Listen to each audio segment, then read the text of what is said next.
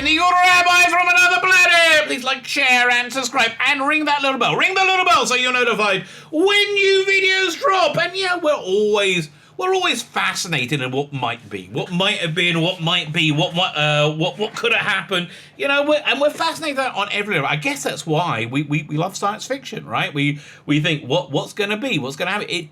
It's good for people with imaginations, like, because people like to think, what would life be like if things were different, right? And you know, it's just a natural thing.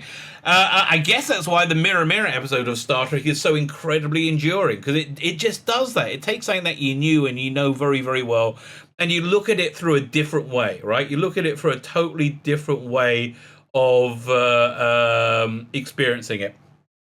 And it works, right? It absolutely works. And generally speaking, us here in fandom, we love that. We love Elseworlds, right? We love what might have been. So that's what this video is.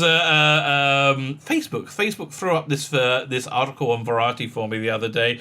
I must have mentioned Star Trek or Quentin Tarantino or both.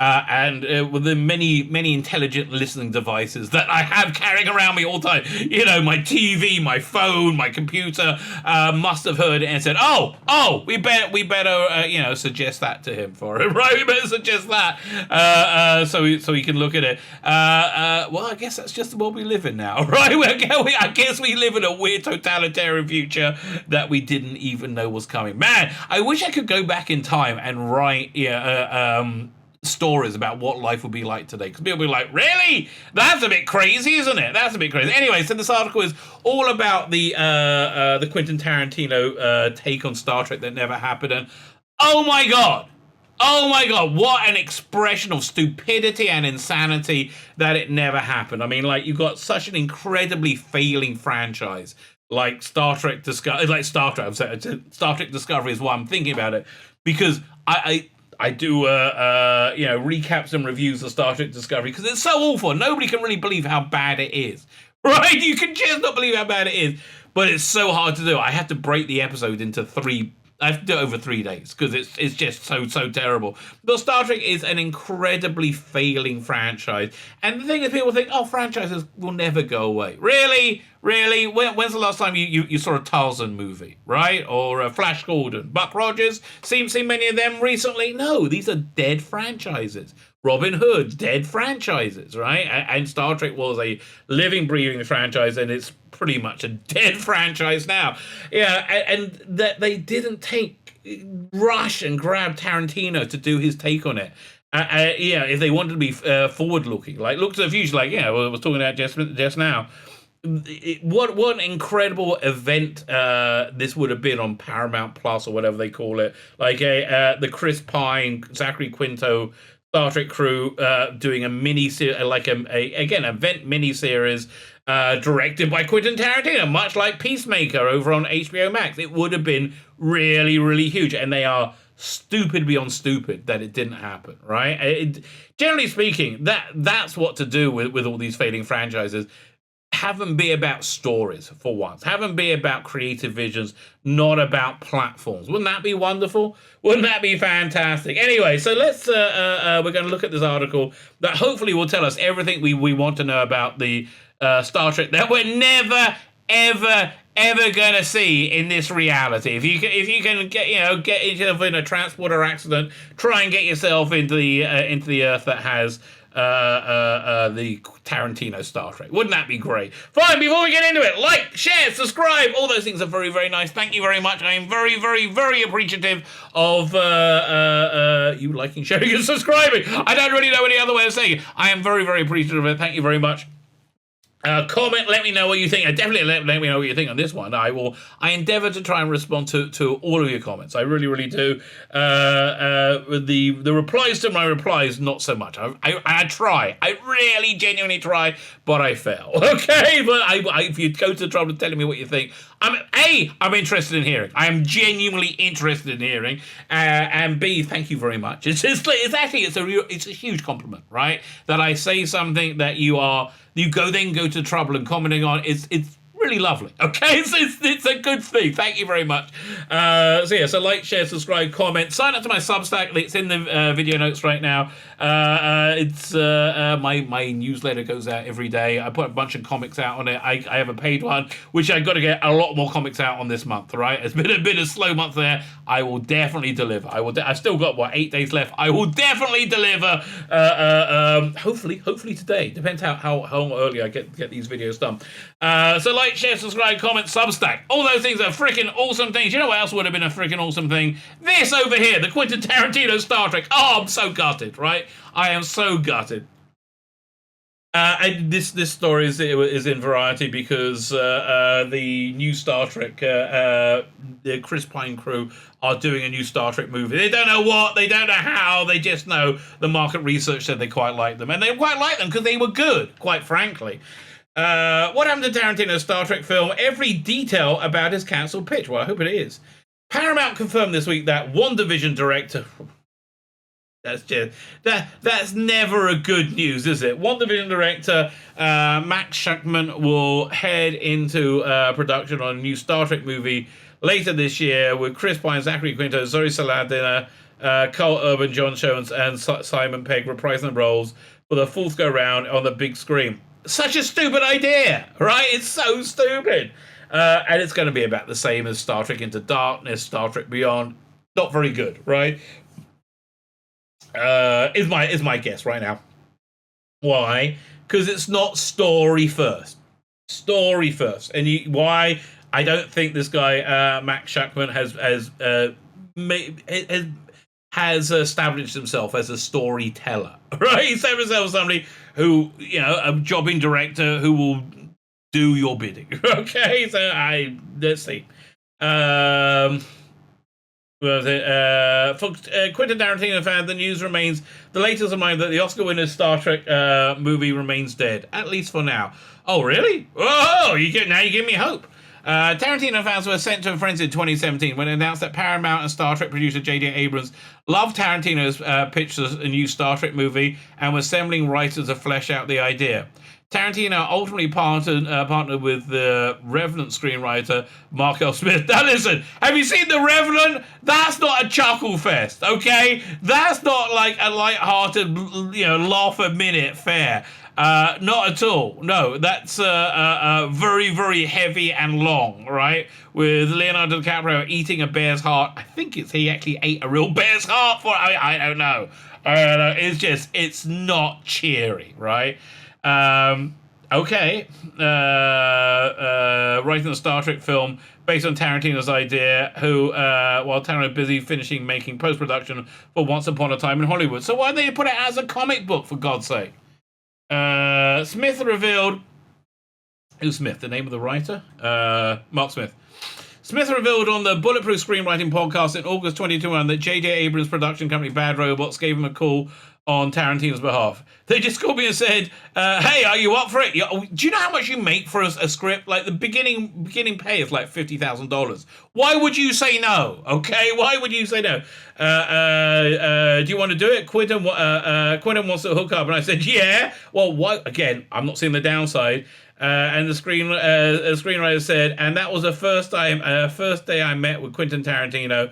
In the room, he's reading a scene that he wrote, and it was awesome, cool gangster scene. Oh God, you're kidding me! And acting it out back and forth, I told him I was so mad I didn't record it on my phone.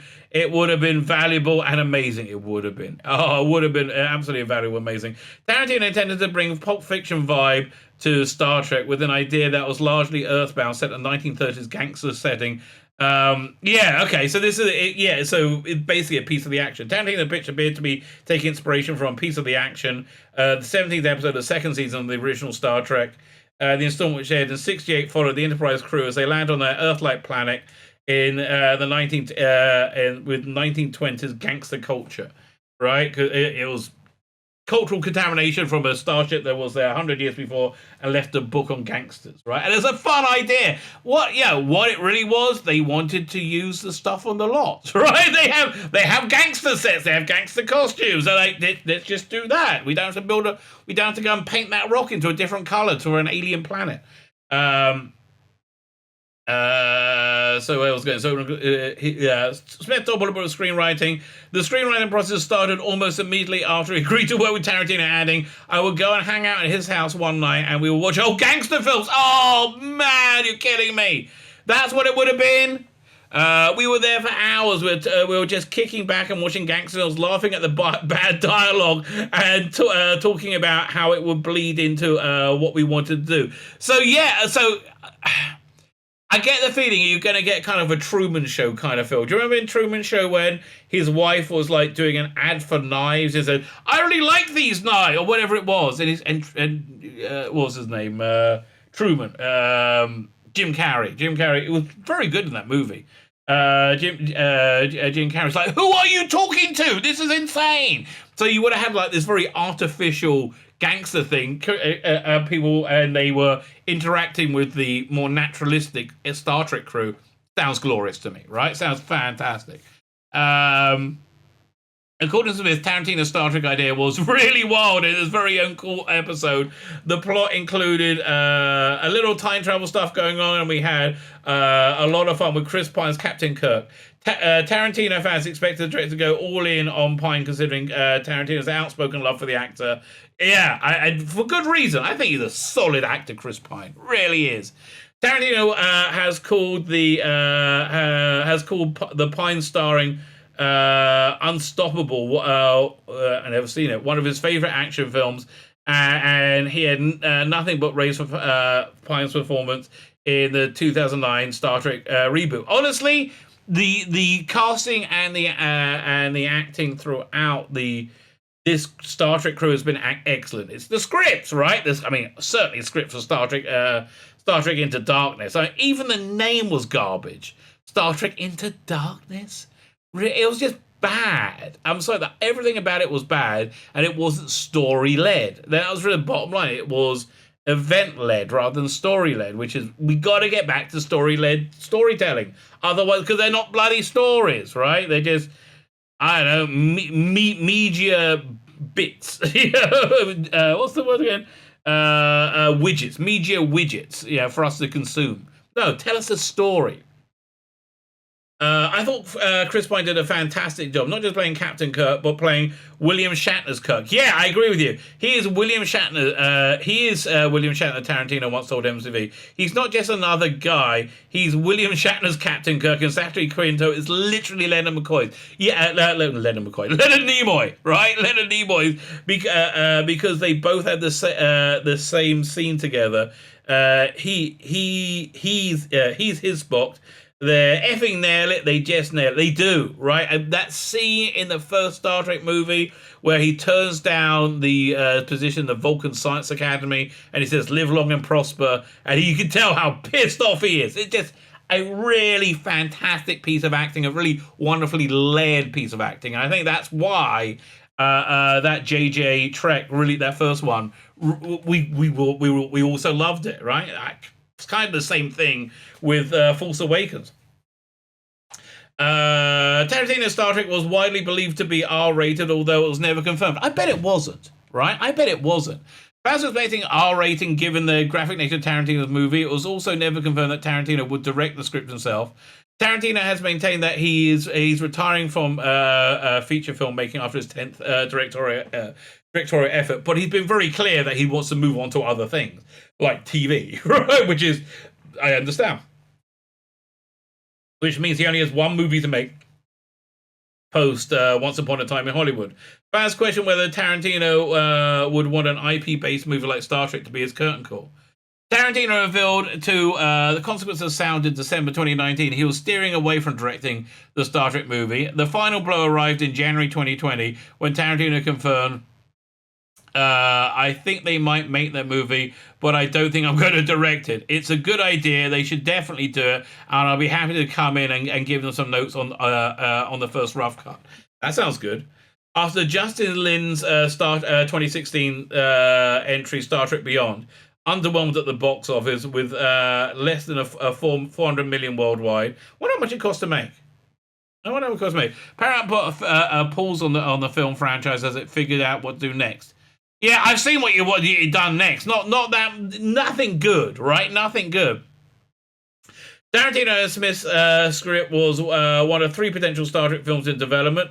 Fargo and Legion creator Noah Hawley was working on his own Star Trek film that featured a new cast, while Paramount was also developing a more traditional sequel to Beyond with the same cast. Filmmaker S.J. Clarkson was attached to this 3rd Star Trek idea at the time.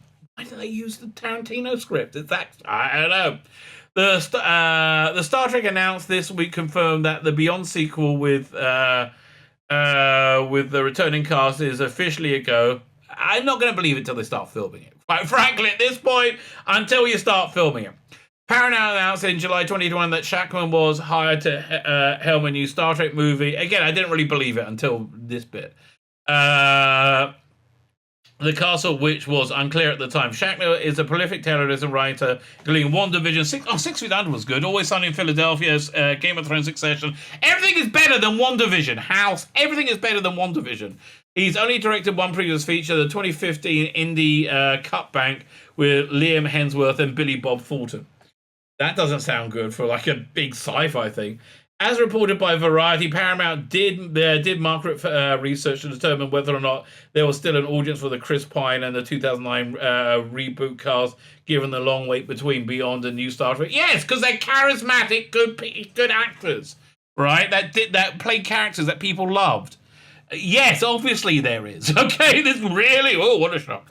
So there's still a lasting audience for Pine and Quinto and the rest of the crew, which allowed the studio to feel comfortable moving forward and bringing them back. One person most likely relieved that Paramount is moving ahead on a Star Trek movie without Tarantino is Rod Roddenberry, son of Rod Roddenberry, a-hole upon a-holes, right? He is at so ground zero at this like liberal progressive destruction of our media. Roddenberry, who serves as executive producer on a Star Trek TV series on Paramount Plus, Discovery garbage, Picard garbage, Lower Decks super garbage, told Forbes in 2020 he had mixed feelings about Tarantino coming into Star Trek fold. I have no mixed feelings about you being involved in Star Trek. You are awful. Go away. Right? I struggle with that because the way I'm pretty myopic in the way I see Star Trek. Really? Because I get the way I see the Star Trek you're being paid by, it's nothing to do with Star Trek, mate. Like, nothing at all. Roddenberry said that when he asked about Tarantino's Star Trek I mentioned that as I grew up with fans coming up to me saying how Star Trek inspired them to give hope for the future. It's about optimism and messaging in there that makes Star Trek what it was. There is none of that messaging in any of the Star Trek. What, in Lower Decks? There's no optimism for the future in that. In Picard, where's your optimism for the future? Oh, I'm so sorry. I was like a dodgy old man saying sorry for 10 weeks. It was garbage. I'm sorry. And Discovery? What's optimistic about women crying in space? Exactly, nothing. That women are doing it. They've broken the glass ceiling. You have created such a collection of numbskulls and nitwits that pilot that ship, that man that ship. It's beyond belief. It's optimism in future. I truly believe if you create Star Trek that's just action, it's not Star Trek in my opinion. Well, again, really, did you see the Kurtzman Trek? It was essentially platforming and action. And both were bad. I think it makes what Star Trek, and I love Star Wars. They both can coexist, and I love Tarantino's work. Okay, you're a moron. You're a moron beyond morons, Roddenberry. And you are living on your father's legacy because you have done nothing yourself. That's why. The kind of film that he does, I'm trying to have an open mind. No, you're not. Roddenberry, I would be curious to... I haven't read the script on his take. I do not think...